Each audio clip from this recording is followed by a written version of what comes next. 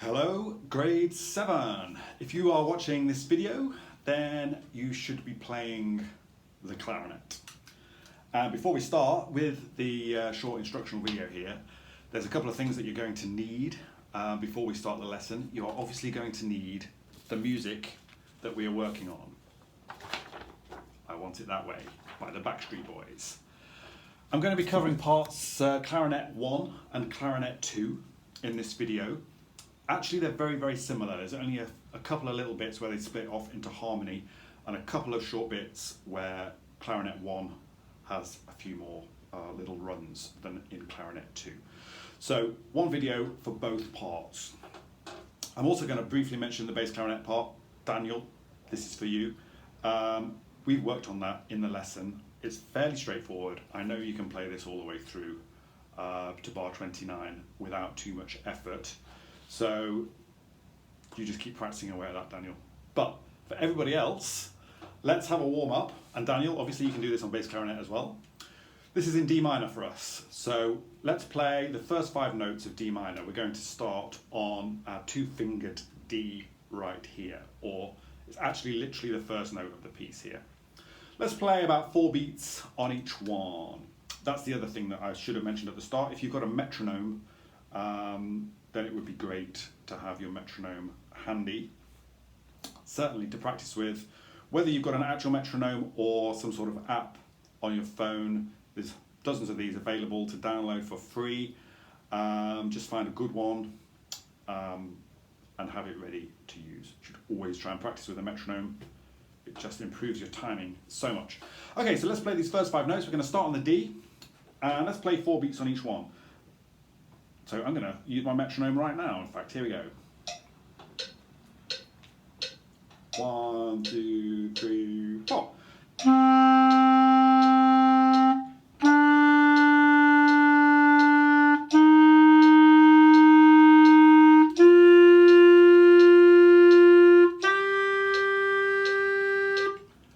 Okay, now let's play the same 5 notes descending. So starting on the A and going back down to the D.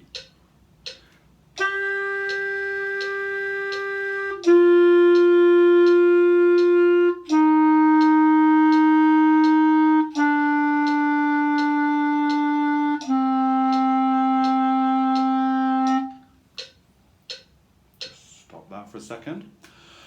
Okay.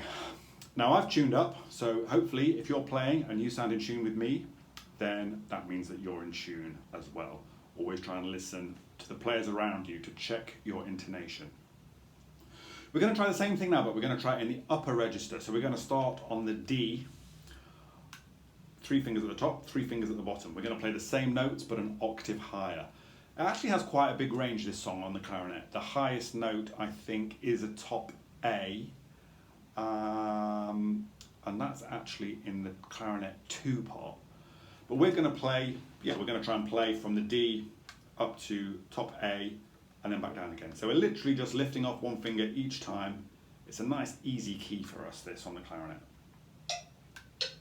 After 4, 1, 2, 3.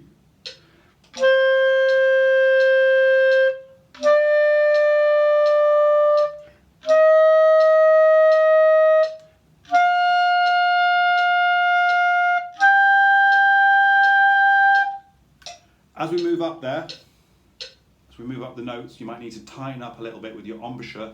Bring the corners of your mouth in, keep them nice and tight, but keep your cheeks in when you're blowing. And hopefully you can match my pitch there, even right up to that top A. Let's try the same descending. We're going to start the note with a nice clear tongue.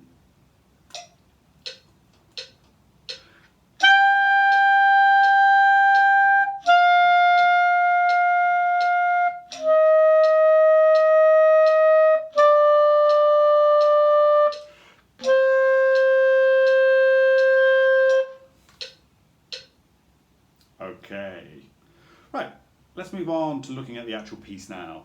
There's quite a lot of repetition in this for us. There's a number of short phrases. We're going to look up to bar 29 today. And a lot of the things that happen basically just get repeated over and over again. So once we've learned these first few phrases, it's going to make the rest of the piece fairly straightforward. So at the beginning, we're straight in on bar 6, and we have this phrase here. What we're looking for here is a nice strong note on that first D. We have a tenuto line, so we want to hold that note on for its full length and lean on it slightly, moving to an F, and that F has an accent under it, so we want to attack that note a little bit more with our tongue. But then if you look at the dynamics of the next note, we actually have a very short diminuendo, so we want to get quieter on that note. This is because that's how you would sing this if you were actually singing the song. Then we're back straight up to the original volume. You see it starts at mezzo forte, then we have the slight diminuendo, then it's straight back to mezzo forte again. So it would sound like this. 1, 2, 3.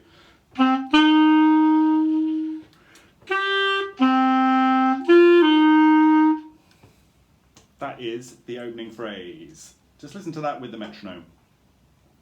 The tempo of this song is 99 beats per minute. I learned that off the internet. Okay, so this is what our first phrase will sound like with the metronome. 1, 2, 3.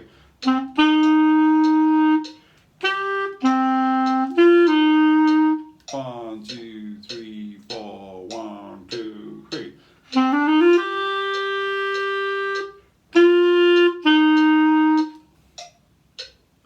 Okay, let's look at that phrase, the second phrase, the second time we play in bar 10 or measure 10. We are starting on the last beat in the bar, and we have this run up of 16th notes. It's just going up the scale again, the D minor scale, D, E, F, G, A. So what we're aiming for here is a nice, smooth, even sound. We want each note, each 16th note, to be exactly the same length as the previous one. The best thing to do here is to practice that slowly. It's very easy to, it's almost easier to play it fast and go, because you can't hear if the notes are the same length. But when you play it slower, you can hear that you need to get the notes exactly the same length. And then you can gradually try to speed it up.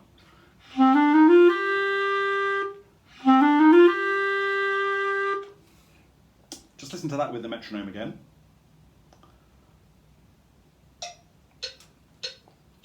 One, 2, 3. And again, bar 10. 1, 2, 3.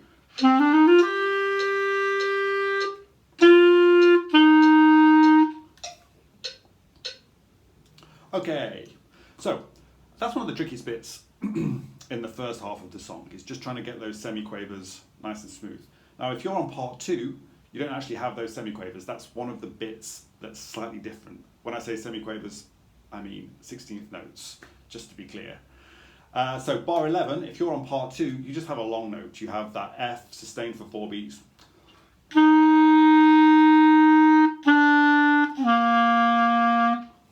So you're just in that, playing harmony essentially to what part 1 is doing. But again, you can practice that with the metronome. It's all good practice. Okay, let's move on. So bar 13, bar 14 is where we come in next, and it's exactly the same as the phrase we played at the start.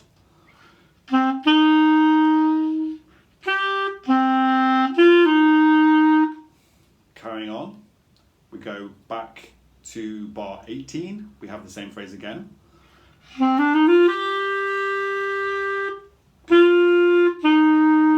But then we need to go into the higher register. At bar 20, let's look at the last beat of bar 20, that's the 2 quavers, 2 8th notes, leading into 2 more 8th notes. So we're going A to C, C slurred to D.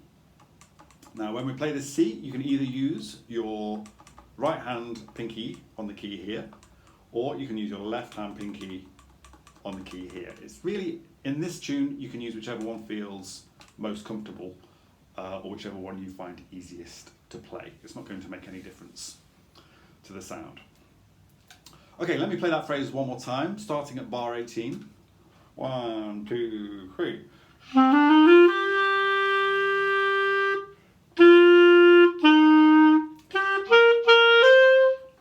have two tenuto notes, an accented note slurred to a normal eighth note. And for these higher notes, you need a little bit more support from the note. In other words, you need to blow a little bit harder to get those notes out. And of course, we want to keep our embouchure nice and still and a little bit tighter for those higher notes. Part 2, you have almost the same. So this is bar 18 if you're on part 2. 3, 4.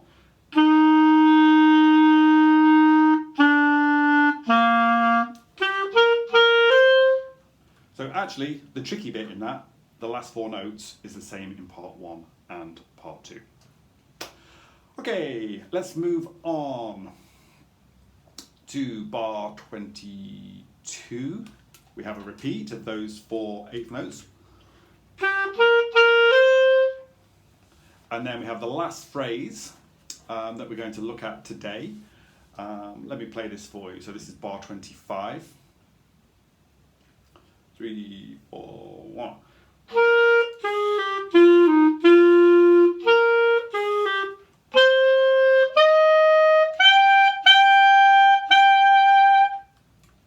Okay, so this looks more confusing than it actually is, because in bar 26 you can see we have 2 C notes tied together, and then we also have an overriding slur which overarches the whole short phrase. I'm talking about this little bit here, just to be clear. And part 2, you have the same rhythm, different notes, but you have exactly the same rhythm. So you can follow through on your part. We will come to your part in just 1 second. So let's have another listen to that. Look at the last section here, the last two measures that I played, 28 and 27.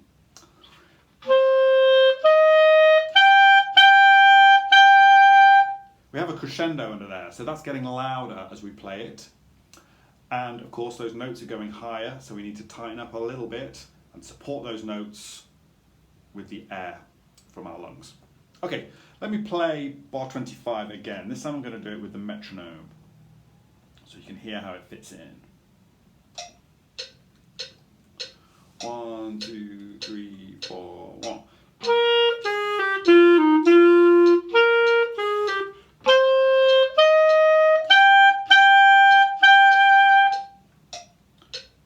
Okay, now I'm going to play the same section, but the part 2 clarinet here. This is bar 25. 1, 2, 3, 4, 1.